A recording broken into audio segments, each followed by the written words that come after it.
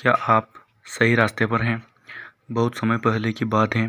घास के मैदानों से भरा एक जंगल था जिससे भैंसों का एक झुंड गुजर रहा था। झुंड अभी कुछ ही आगे बढ़ा था कि अचानक शेरों ने उन पर हमला कर दिया। बाकी भैंसें तो बच गई, पर एक बेचारी भैंस झुंड से अलग हो गई।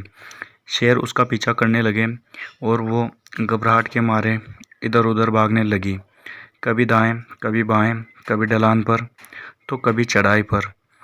भैंस इतनी डरी हुई थी कि उसने पलट कर देखा तक नहीं कि शेर कब के वापस लौट गए हैं। उसे तो बस अपने जान की फिक्र थी। काफ़ी देर तक भागने के बाद जब वो रुकी तब उसे एहसास हुआ कि वह जंगल से बाहर निकल एक गांव में आ चुकी हैं। अगले दिन जंगली कुत्तों का झुंड घास के बीच मिल रही उस भैंस की गंध का पीछा करते करते उसी रास्ते पर चल पड़ा।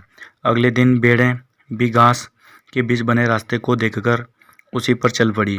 ऐसे करते करते बहुत से जानवर उसी रास्ते पर चलने लगे और एक दिन जब जंगल में शिकार कर रहे नवयुवकों ने वो रास्ता देखा तो वो भी उसी पर चल पड़े और गांव पहुंचकर बहुत खुश हुए कि उन्होंने जंगल से निकलने का एक सरल रास्ता खोज लिया है। फिर क्या था, गांव वाले भी उस रास्ते जंगल आने जाने लगे। धीरे धीरे उस रास्ते पर बैलगाड़ियां चलने लगी जिस पर किसान लकड़ियां काट कर गाँव ले जाते और फिर उसे शहर में बेच देते। भैंस द्वारा बनाया गया वो रास्ता आज उस इलाके का मुख्य मार्ग बन चुका था और बेहद बेढंगा, ऊंचा नीचा और कठिन होने के बावजूद सब उसी रास्ते पर खुशी खुशी चल रहे थे। पर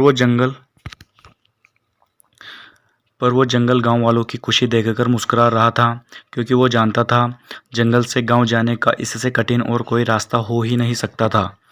आज एक भैंस की वजह से हजारों लोग 30 मिनट के रास्ते को 3 घंटे में बड़ी कठिनाई के साथ पार कर रहे थे, पर फिर भी वो खुश थे।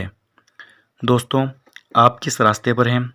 क्या ये आपका सोचा समझा रास्ता है या कोई इलॉजिकल पाथ है जिस पर हजारों लोग चल रहे हैं? मत स्वीकार करिए उस रास्ते को जो आपने सिर्फ इसलिए चुना है क्योंकि सब उसे ही चुनते हैं। एक बार ठहरिए और समझने की कोशिश करिए, कहीं आप भी 30 मिनट का रास्ता 3 घंटे में तो नहीं कवर कर रहे हैं। पूछिए खुद से, क्या आप सही रास्ते पर हैं?